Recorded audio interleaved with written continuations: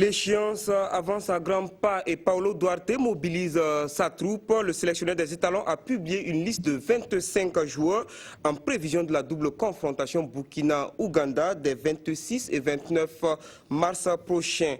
Les uns sont au repos, les autres font du rattrapage.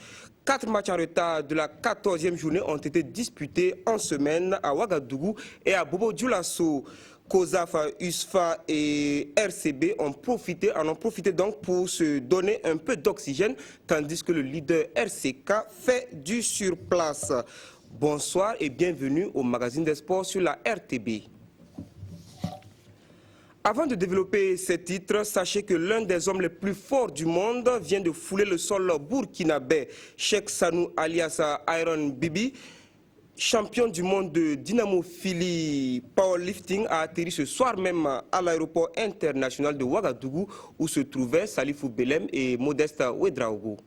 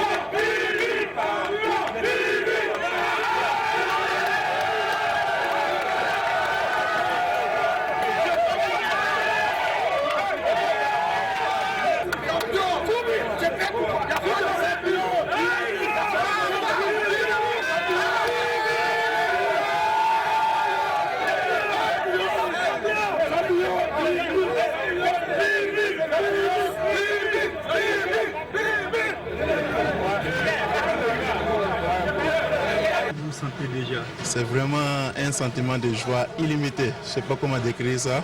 C'est vraiment illimité. Je suis très très content. Et je vois vraiment que la communauté, toute la communauté me soutient. Et toute la communauté est unie.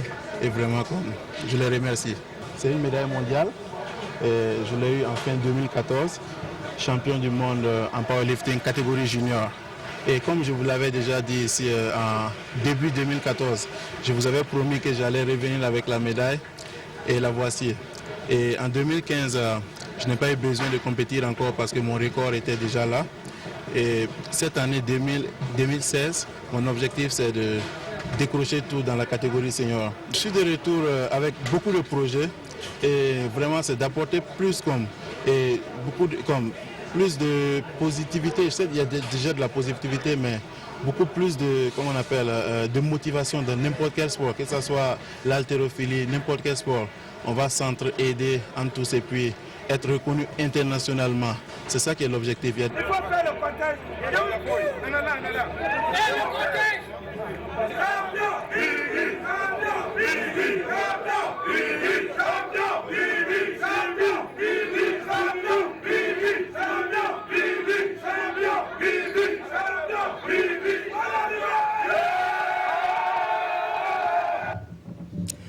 Félicitations et bon courage à Cheikh Sanou, champion du monde de powerlifting junior. Il aura des audiences donc avec le ministre des Sports et des Loisirs, Sa Majesté le Mogo Naba, et le chef des Bobo à Bobo-Dioulasso. Après une remontée spectaculaire, le Santos FC termine la phase allée du championnat sur une fausse note. La formation de Zangouetin s'est fait surprendre par l'US Forces Armées mercredi en match en retard de la 14e journée. Souleymane Sanou et Christelle Dabré-Paré ont suivi pour vous cette rencontre disputée au stade Issoufou Joseph Konombo. Ce match en retard de la 14e journée est déterminant dans le classement final de cette mi-saison. Bourema Kabore et Issa Balboni, deux coachs au style différent, comptent marquer cette première partie du face-au-foot. Il faut donc se mettre en jambe pour être à la hauteur de l'enjeu. Nul ne dérobe à la règle. Avant de se mesurer sur les rectangles verts synthétiques du stade Issoufou Joseph Konombo, tous les acteurs sans exception se confient à la providence divine. L'USFA est la plus ambitieuse dès l'entame. Ses joueurs font pression sur la défense de Santos qui ne cède pas pour autant. Les deux clubs sont en manque d'imagination. Les différentes tentatives sont vouées à l'échec jusqu'à la 36e minute. Franck Guillama sans trembler ouvre le score. 1-0 pour l'USFA qui conserve sa courte avance jusqu'à la pause. Merci tous mes coéquipiers. La déviation de mon collègue est bon. Face à face au gagnant, c'est un truc que je maîtrise à l'entraînement. Donc ça a été comme d'habitude. Les deux formations tentent le tout pour le tout à la reprise. Le Santos pour revenir à la hauteur, l'USFA pour creuser l'avantage. Les coups de pied arrêtés et les corners n'y changent rien. Des occasions à l'appel mal exploitées, des joueurs émoussés. C'est sans surprise que le match s'achève sur ce score étriqué d'1-0 pour les militaires. Je pense qu'il faut se le dire, l'USFA aujourd'hui sent un peu la fatigue. Voilà, nous avons de faire tourner l'effectif. Je pense qu'aujourd'hui ça a payé. Nous allons continuer toujours à tourner l'effectif parce que c'est des enfants vraiment qui veulent jouer, veulent montrer ce qu'ils savent faire. Le Santos, après une longue série d'invincibilité, s'incline. Bon, je suis un peu déçu parce que vu quand même la position de mes garçons ce soir, on était un peu fatigués, c'est vrai, mais le but qu'on prend là, c'est un but qu'on pouvait éviter parce que ça a été travaillé en entraînement hier. Et ce soir, bon, je sais pas, on n'a pas compris, bon, on s'est arrêté. Et puis bon, on a pris un but qui quand même nous a coupé un peu le moral. Mais ça n'explique pas la défaite de ce soir. En premier temps, je n'ai pas retrouvé mes garçons parce que on sent quand même qu'ils sont un peu fatigués. Vu ce qu'on a fait, ils sont un peu fatigués, il faut reconnaître. Et je pense que le mercato est bienvenu. On va pouvoir se reposer, pouvoir récupérer et rebondir dans la deuxième phase du championnat. Le public moyen a eu aussi droit à des passes d'armes verbales, fort heureusement sans véritable conséquence. Passion du foot, quand tu nous tiens. Ça quoi des gendarmes qui n'a pas foncé.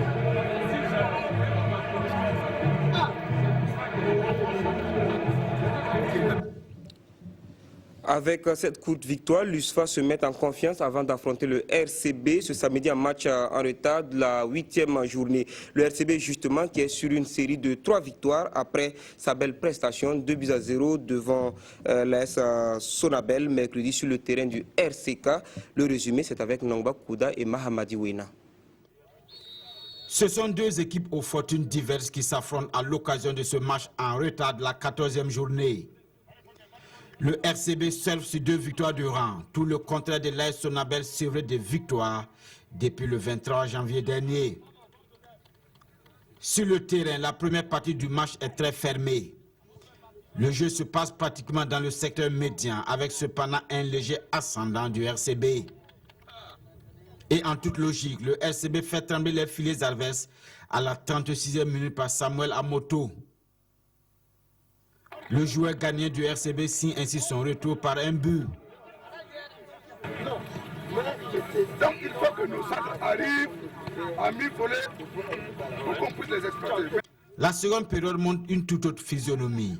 L'AS Sonabel est plus incisive et à la 57e minute, les électriciens se signalent par une double occasion.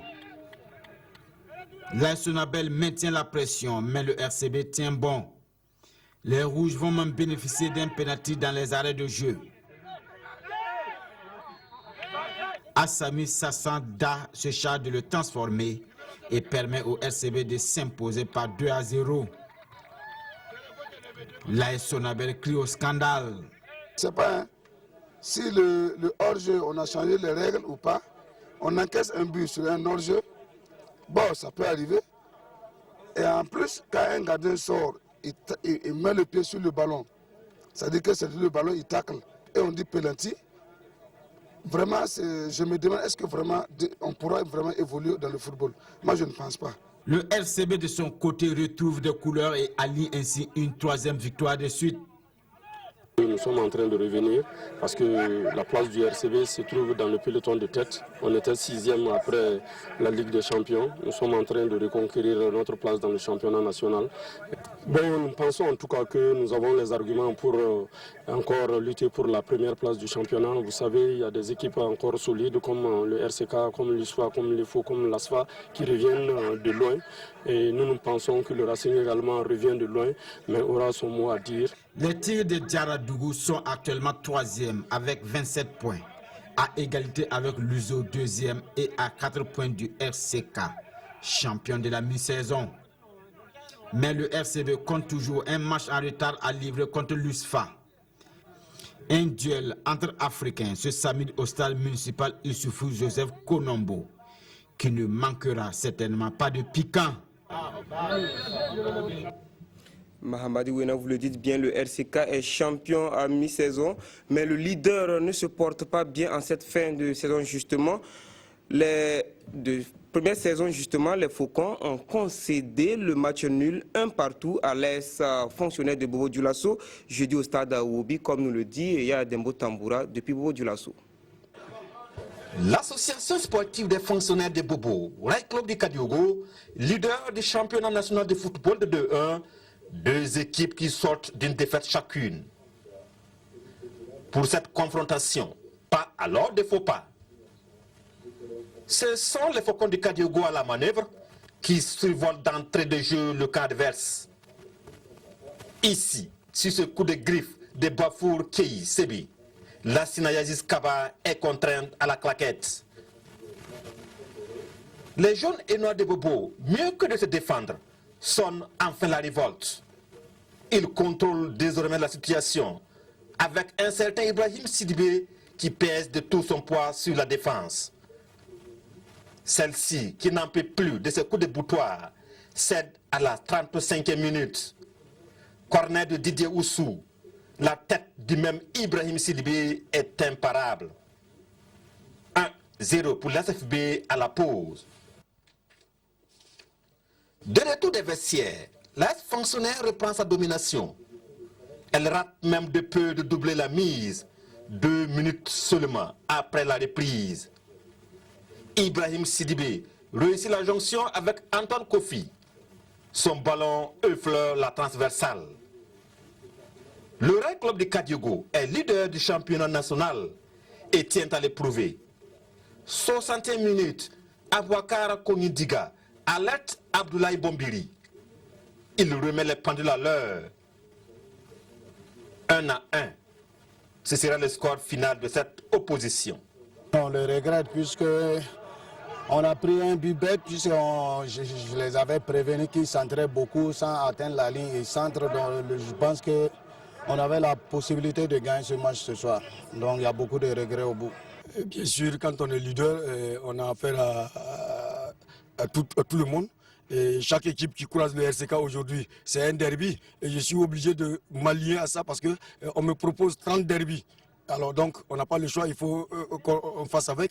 Et ce soir, j'étais venu, quand même, je ne vais pas vous cacher, j'étais venu dans l'intention quand même de prendre 3 points parce que je sors d'une défaite. Et c'est quoi de plus normal que de chercher à gagner. Mais je suis arrivé, j'ai trouvé une équipe de fonctionnaires très bien organisée, très joueuse. Et ça, il faut le reconnaître, elle a très bien joué ce soir. Et je pense que si c'est ce volume de jeu-là qu'elle développe, sa place qu'elle marque actuellement m'étonne beaucoup. Malgré ces résultats, le RCK termine la phase aller au sommet du classement. L'opposition de cette 14e journée en retard largement sourit aux académiciens de COSAF qui se sont baladés sur le terrain de l'USFA par 3-0 devant Majestic, Colin Nebier et Jean-Victor Ouedraogo. 3-0, c'est bien le score que l'équipe de COSAF a infligé à son adversaire du match en retard de la 14e journée du Faso Foot, le Majestic FC. L'ouverture du score intervient à la 27e minute de la première période. Sur cette passe millimétrée de l'attaquant Lawali Nasser, le finisseur Kodjo Boulou n'est pas passé par 4 chemins pour crucifier le portier adverse. L'entraîneur de Majestic pète les plombs et menace ses joueurs. Malheureusement, rien ne changera positivement pour son équipe jusqu'à la fin de la première partie. La reprise est même catastrophique pour les académiciens de Saponais. L'équipe a encaissé le deuxième but à la 52e minute. Suite à une faute défensive, Lawali Nasser passe du rôle de passeur à buteur. Comme si les deux joueurs passeurs et buteurs avaient décidé de cacher la trêve des académiciens, Kodjo Boulou signe son doublé de la soirée à la 68e minute. De quoi pousser un ouf de soulagement au niveau de l'encadrement technique de COSAF après plusieurs matchs sans victoire. On est très content ce soir. Ça fait longtemps qu'on n'arrive pas à marquer. Ce soir, en tout cas, les attaquants ont fait parler d'eux. Et je pense que c'est un réveil. Et nous allons prier Dieu que ça continue. L'équipe de Majestic a un fond de jeu, mais le manque de maturité et surtout des finisseurs dans cette formation impacte négativement sur les résultats. Et quand une équipe est en doute, il ne sait plus quoi faire de la balle. Et notre philosophie de jeu, même depuis la formation, c'est de jouer pour sortir. Aujourd'hui, comme le doute s'installe, les gens ont peur quand ils jouent là-bas, ils vont prendre pour marquer dans les camps. Ils veulent dégager pour que ça parte. Une balle dégagée, ça fait réellement de la loterie pour les deux équipes. C'est celui qui serait fort mentalement qui va prendre la balle en duel. Donc, c'est ça qui les préoccupe. Vous voyez, ce n'est pas un problème aussi que ça. Et c'est dans le travail qu'on va retrouver réellement des solutions pour les faire comprendre que de revenir avec notre philosophie de jeu. Parce que notre philosophie de jeu, c'est carrément bas. Et l'axe aussi, réellement, que vous dites, c'est pas aujourd'hui on l'a constaté. Réellement, on voulait même épuiser cette dernière journée-là pour revenir même sur l'axe réellement qui n'est pas présent dans les duels et dans les contacts qui ne savent même pas se repositionner, même pousser même les éléments à sortir et qui ne communiquent pas. Des faiblesses à corriger pendant la trêve si l'équipe veut continuer à évoluer dans la division d'élite du Faso Foot.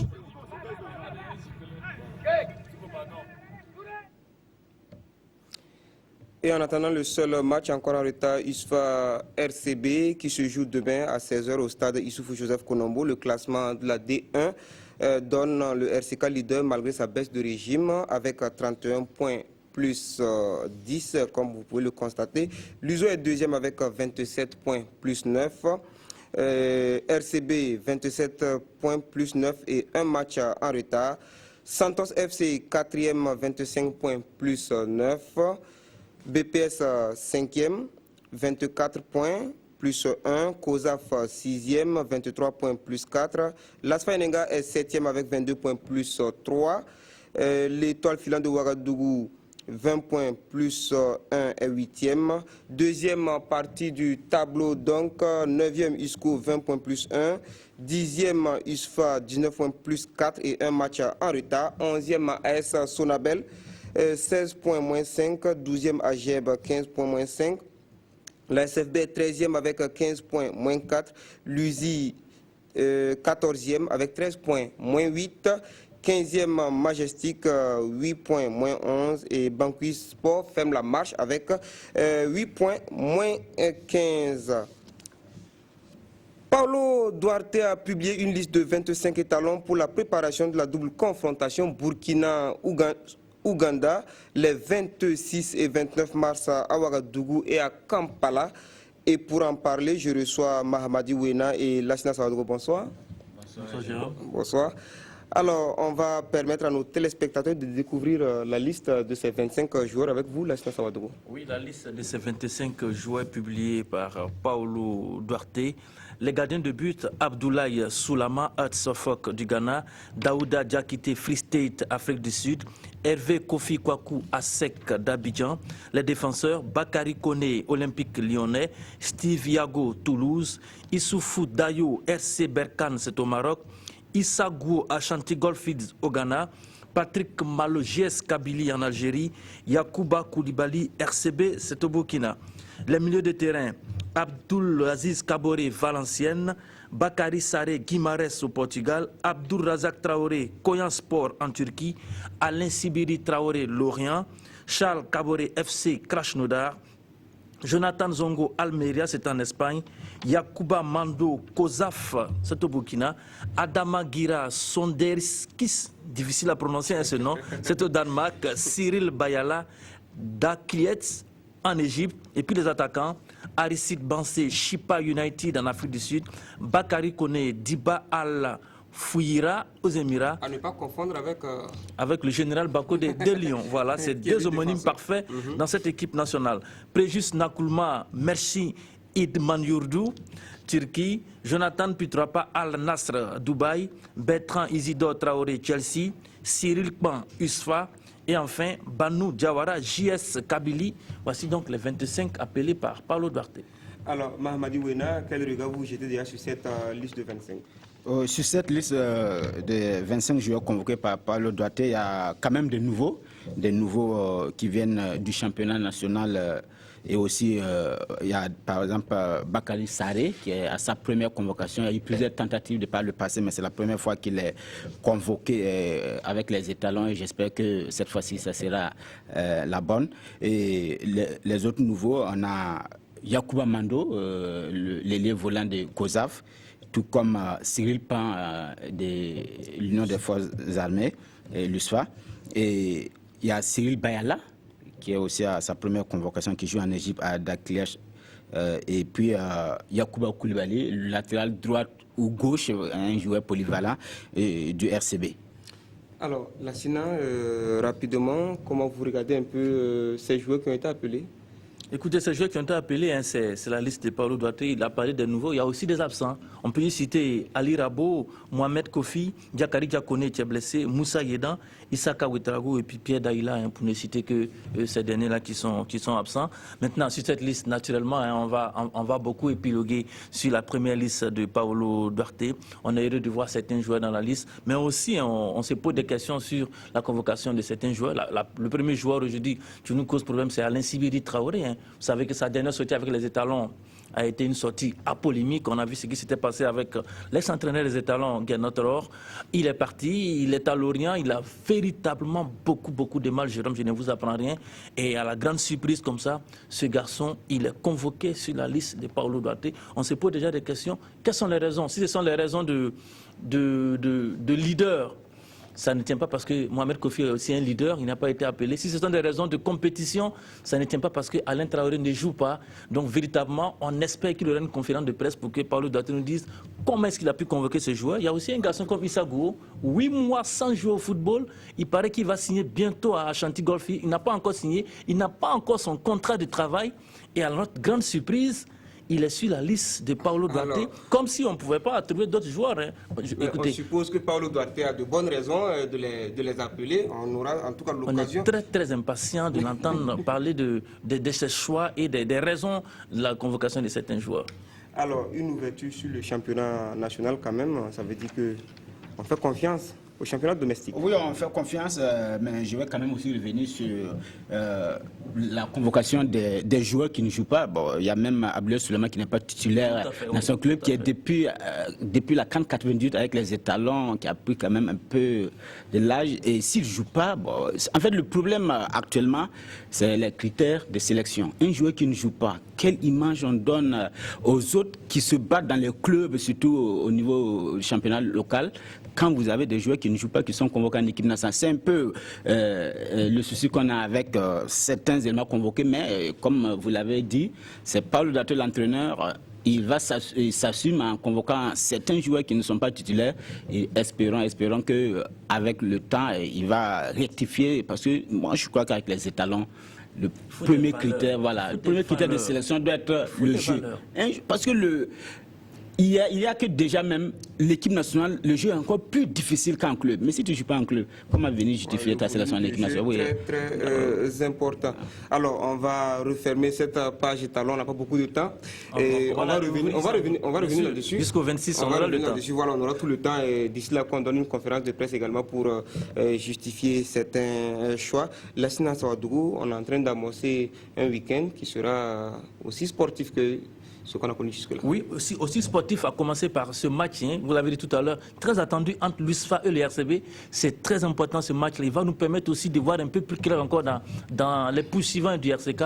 En cas de victoire, par exemple, le RCB reviendra à 1 point. Et en cas de victoire de l'USFA, le l'USFA aussi remonterait très vite. Ces deux équipes-là qui ont été appelées en équipe nationale. Tout à fait. Et ça, c'est déjà très bon à signaler. Et puis aussi, hein, les autres informations, c'est en ce qui concerne la Ligue amateur, c'est la 7e journée du championnat D1 du football féminin qui est reportée. Vous savez que les étalons dames jouent contre la Tunisie. Et donc, cette 7e journée est reportée pour permettre donc aux filles de se préparer au mieux pour ce match retour. Et puis, on a du handball. Du handball là, qui revient donc sur nos parquets au Palais des Sports de Ouaga 2000 ce samedi.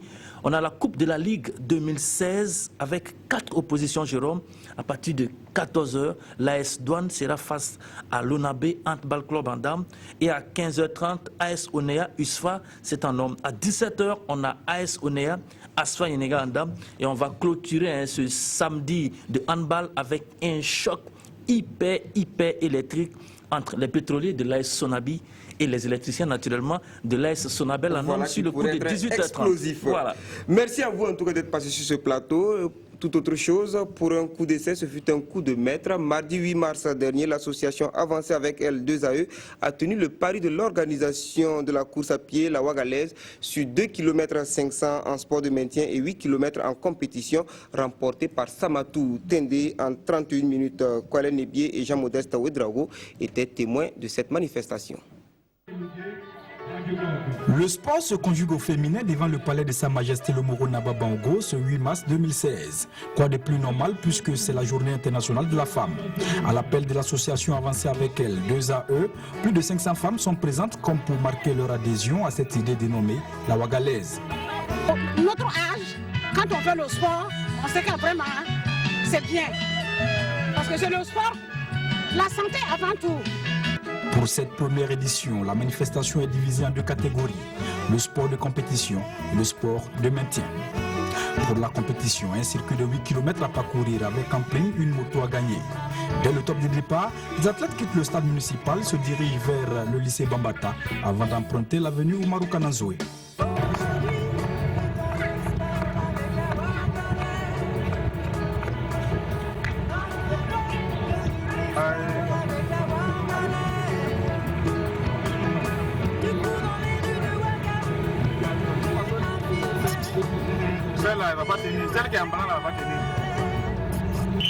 Au fil des kilomètres, le peloton s'étire avec en tête une jeune fille venue de Banfoura, Samatou Tende.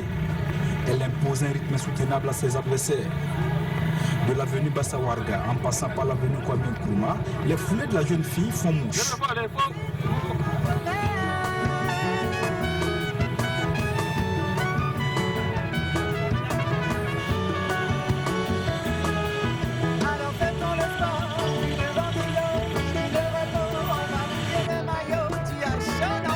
Samatou Tende confirme qu'elle est une valeur sûre de l'athlétisme burkinabé. Sa rapidité surprend tout le monde, même l'objectif de notre caméra. Elle est suivie de Pélagie Rektoumda et Christine Ouattara.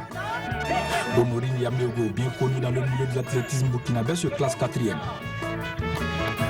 Avant la cérémonie officielle de remise des prix, un invité de marque fait son entrée. Sa Majesté le Moro Naba Bango. Une présence qui honore l'autre moitié du ciel, a commencé par les deux marraines, professeur Claudine Lougué et professeur Blandine Thieba. Au palmarès, Christine Ouattara, venue de Banfoura, classée 3e, reçoit la somme de 25 000 francs CFA. Pélagie Rektoumda, pour sa 2e place, obtient un vélo. Samatou Tende, vainqueur de la première édition de la Ouagalaise, reçoit des mains de Sa Majesté une moto d'une valeur de plus de 500 000 francs CFA. En démarrant, les gens étaient en train de courir très vite. Donc moi je me suis ralenti un peu. Après ils sont fatigués. Moi je me suis démarré. Vous savez que le 8 mars c'est la fête de la femme, mais ce n'est pas seulement que pour les femmes. Il faut que les hommes les accompagnent aussi pour que la fête soit plus belle. Pour la Ouagalaise, c'est un honneur pour moi de soutenir cette initiative. Et en toute chose, c'est la femme qui est au devant, avant que l'homme ne suive. Après la compétition, place à la détente. Une séance d'aérobic animée par les étudiants de l'Institut national de la jeunesse, de l'éducation physique et des sports a permis aux femmes de célébrer la journée du 8 mars très sportivement.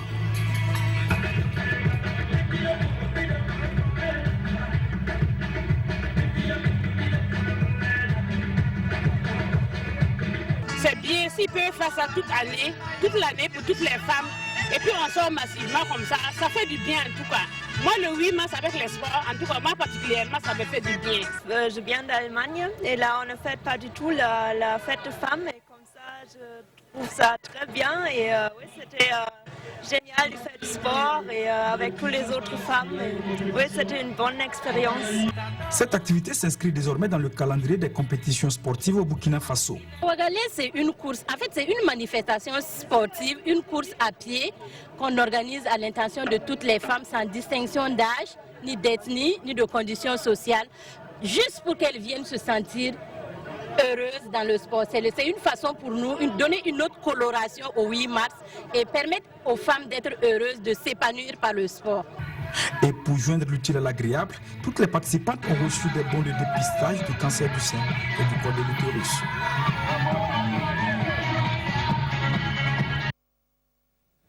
Toujours dans l'ère de la célébration du 8 mars, l'association Sport Pluriel Aérobic a organisé la deuxième édition de sa randonnée cycliste.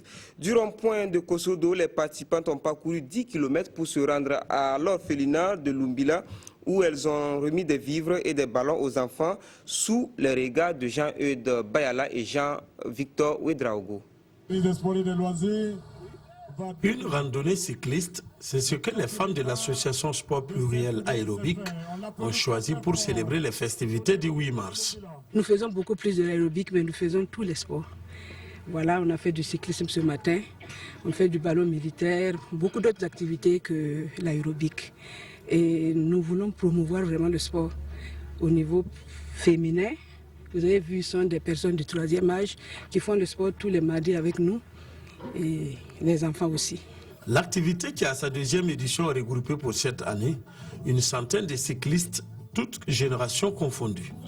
À chaque traversée de la randonnée dans un quartier ou dans les villages, l'adhésion des habitants est automatique, car personne ne veut rater l'ambiance orchestrée par les artistes Bibo Wassin et la Miss Ouedra. Le ministère, dans les jours à venir, va en tout cas accompagner pour que cela se multiplie au travers du pays même, on peut dire, voilà, dans les années à venir. Le sport est un facteur de cohésion sociale et de partage.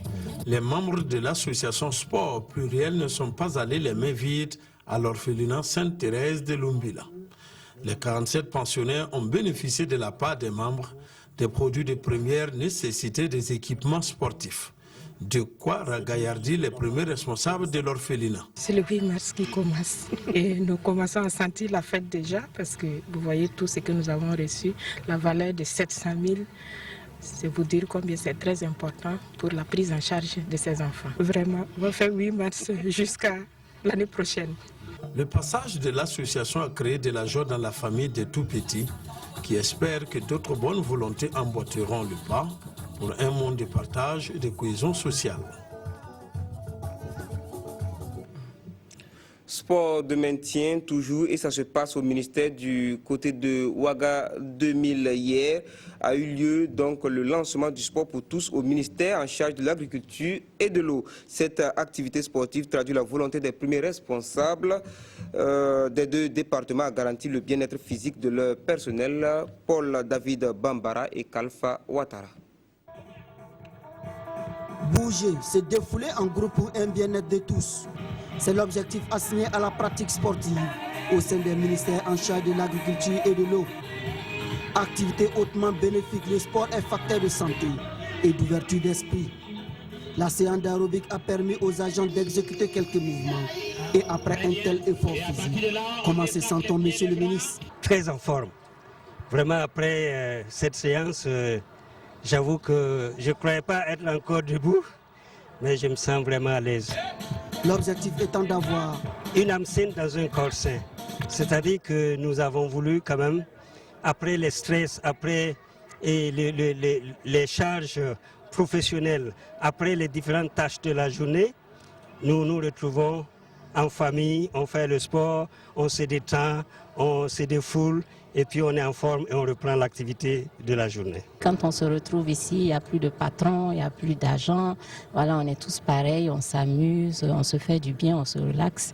Donc après, on est plus prompt à aller au travail. Ça fait tomber des barrières. Donc voilà, moi je pense que c'est une très bonne chose et ça permet surtout la cohésion sociale. Au ministère des Sports et des Loisirs, l'on se réjouit de la généralisation de la pratique du sport. Le concept de sport pour tous est en train de prendre. Nous appelons encore tous les autres ministères et les institutions, que ce soit le privé, le public, à emboîter le pas. Invite est faite aux agents de faire le sport pour évacuer le stress, le trop-plein de cholestérol et pour épargner l'achat de médicaments.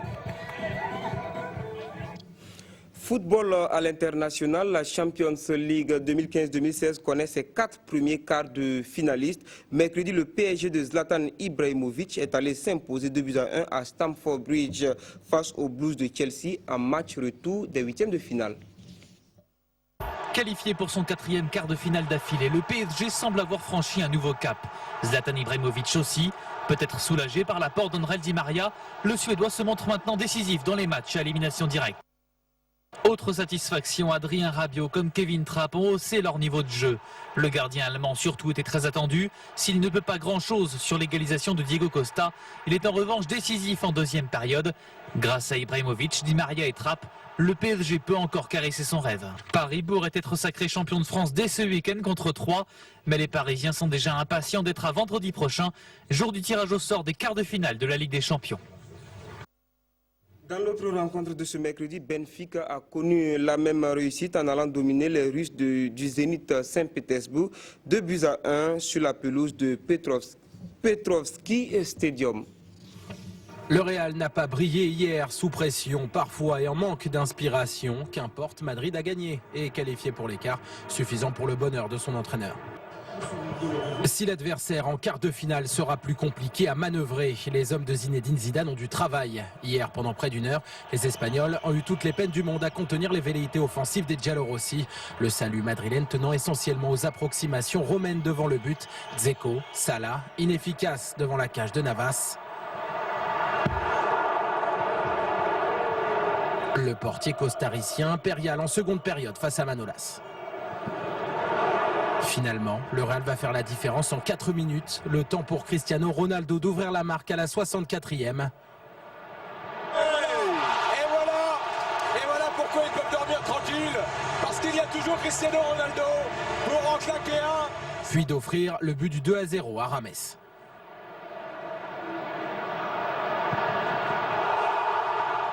Madrid continue sa quête, donc pour sa 11e Ligue des Champions. Les merengues qui n'ont toujours pas encaissé le moindre but dans leur entre de Bernabéu.